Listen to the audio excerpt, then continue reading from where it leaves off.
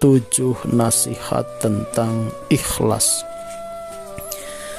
Yang pertama ada kalimat, tidak ada kalimat yang lebih indah, suci, bersih, jernih, dan bening selain kalimat ikhlas. Sahabat sekalian, ikhlas diambil dari kata kholaso. Kholaso itu artinya murni. Murni apa? Semata-mata kita melakukan apapun jua di dunia ini libtigha'i mardatillah, untuk memperoleh yaitu ridhonya Allah Subhanahu wa ta'ala.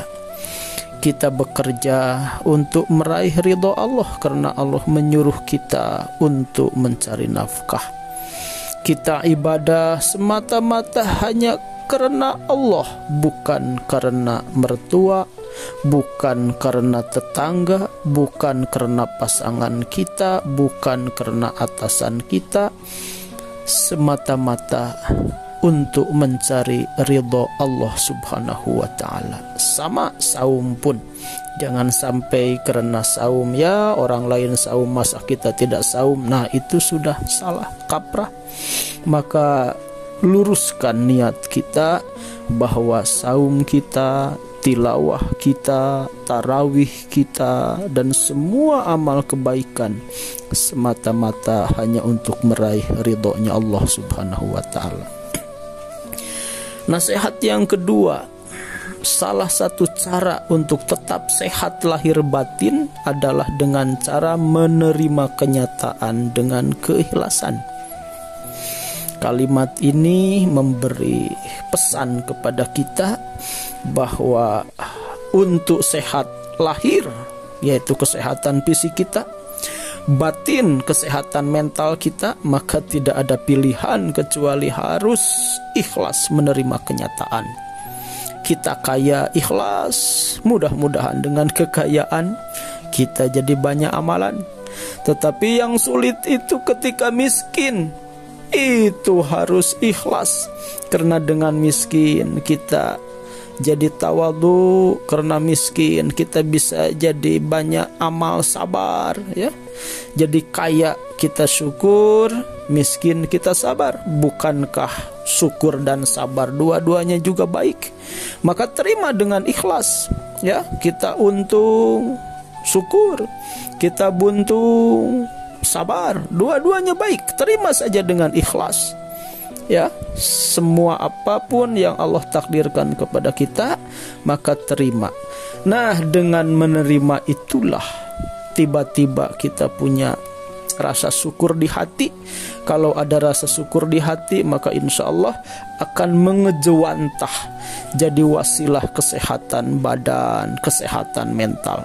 Orang yang ikhlas, yang teduh, bijak, cool, kalem, jernih dalam menyikapi setiap episode hidup itu, maka dia akan tenang. Dan kalau tenang ya, detak jantungnya stabil ya, darahnya stabil, semuanya stabil. Kenapa ya? Karena dari jiwa yang ikhlas.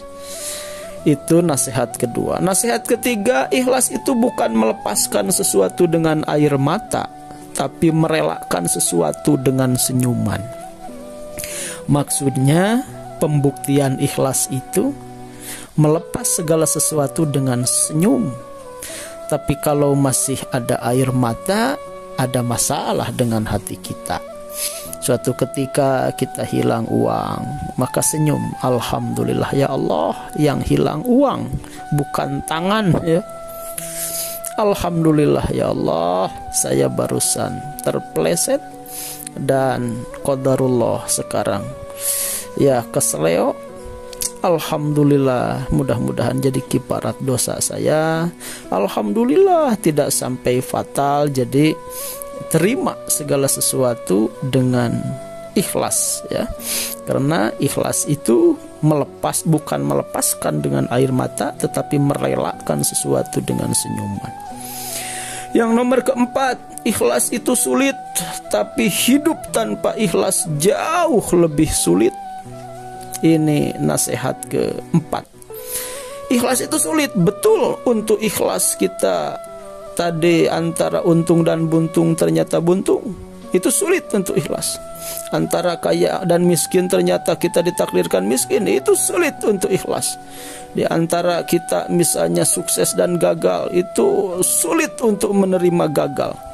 Tetapi lebih sulit lagi tanpa ikhlas. Kenapa? Karena ujungnya nanti stres, ujungnya nanti depresi, na'udzubillah, bisa sampai bunuh diri. Tapi dengan ikhlas, walaupun tidak mudah, tetapi akan jauh lebih mudah menerima kenyataan hidup jika memilih ikhlas. Yang nomor kelima, obat yang paling ampuh untuk menyembuhkan rasa sakit hati di dalam dada adalah keikhlasan. Setiap kita akan menemukan momen di mana kita dicaci maki bukannya dipuji, kita dihinakan bukan dimuliakan, kita dijelek-jelekan bukan dibagus-baguskan. Bakal menemukan, gak mungkin gak menemukan, karena hidup itu bagai roda pedati, kadang di atas, kadang di bawah. Kadang kita dicaci maki, kadang kita dipuji, kadang kita dihinakan, kadang kita dimuliakan. Itu memang siklus hidup. Maka obat yang paling ampuh untuk menyembuhkan rasa sakit hati di dalam dada adalah keikhlasan. Manusiawi sakit hati, namanya dihina, namanya dicaci maki. Tetapi obat penawarnya adalah ikhlas. Ya Allah, jadikan kifarat dosa saya tadi diomongin orang. Ya Allah, jadikan penghapus dosa saya tadi saya difitnah orang. Ya Allah, jadikan wasilah saya mendapat keberkahan dan keberlimpahan karena tadi saya dicaci maki oleh orang itu. Ya Allah, maka dengan keikhlasan menerima keadaan yang tidak mengenakan, itulah obat yang paling ampuh untuk menyembuhkan rasa sakit hati. Dan justru jadi wasilah amal, banyak berdoa di sana, ya, supaya doa kita mustajab, karena doa orang yang terzolimi itu mustajab. Yang nomor keenam, tanda paling terang benderang dari sebuah keikhlasan adalah tidak ada bedanya keberadaanmu ketika di hadapan banyak orang maupun saat sendiri. Jadi ikhlas itu mudah untuk mengidentifikasinya, indikatornya mudah. Apa? Di depan orang dan sendiri enggak beda. Di depan orang dia A, sendiri dia A. Di depan orang B, sendiri B. Begitu, itu ikhlas. Ya, disaksikan orang, ya sedekahnya 50.000, enggak ada orang 50.000, begitu. Ya, ketika banyak orang dia durasi sholatnya segitu, sendirian segitu, gitu. Ketika tilawah dia bagusnya segitu di depan umum, sendiri juga segitu. Nah, itu tanda orang yang ikhlas terang benderang. Yang ketujuh, nasihat terakhir, ikhlas itu seperti surah Al-Ikhlas yang tidak ada kata ikhlas di dalamnya. Selama ikhlas masih terucap, itu berarti belum ikhlas, karena hanya dia yang ikhlas, yang senantiasa berbuat tanpa pernah menyebut keikhlasannya.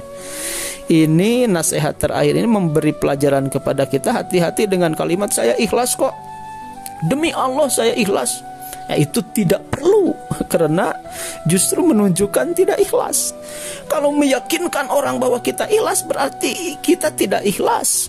Karena ikhlas itu semata-mata hanya tujuannya Allah, enggak ambil pusing dengan manusia. Dia abaikan manusia, nonsen dengan manusia. Maka enggak perlu menjelaskan kita ikhlas, karena justru menunjukkan kita tidak ikhlas. Dan ikhlas mah bukan karena manusia, karena Allah.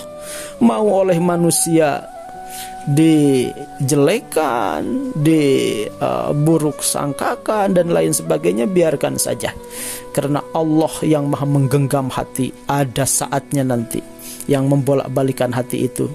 Ada saatnya keikhlasan kita Allah tunjukkan, tapi jangan oleh kita. Biarkan saja beriring waktu.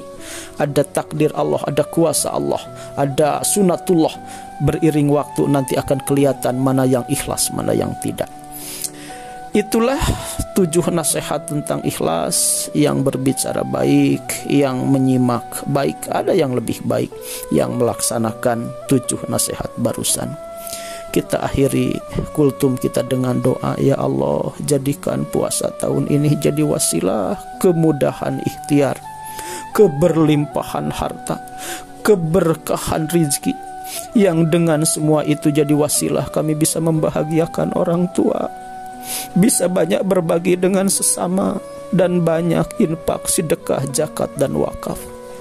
Amin ya rabbal alamin. Jadikan kami pribadi ikhlas ya Allah, birahmatika ya arhamar rahimin.